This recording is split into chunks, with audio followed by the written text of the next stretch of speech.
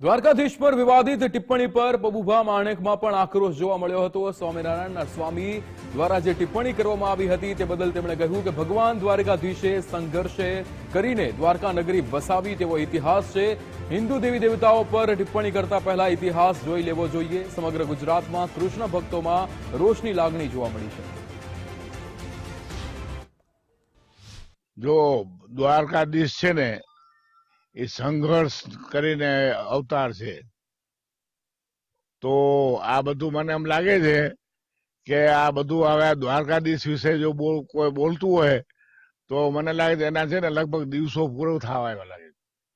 કારણ કે સનાતન ધર્મ ચારે યુગની અંદર સનાતન સત્ય છે, તો કોઈ પણ અત્યારે નવા કોઈ ઉપડ્યા તો એના કોઈ વિરોધ નથી કરતા, હિન્દુએ વિરોધ નથી, કોઈ નથી, પણ તમે તમારી જગ્યાએ રહ્યો અને આ રીતની વાતો કરો છો તો આ બધું સંભાળી લ્યો। અને જે તમે ધર્મને માનતા હોય માનો, સારી રીતે માનો, કાંઈ વાંધો નહીં, પણ સનાતન ધર્મને કોઈ પણ સારું લાગે એવું અશબ્દ બોલો।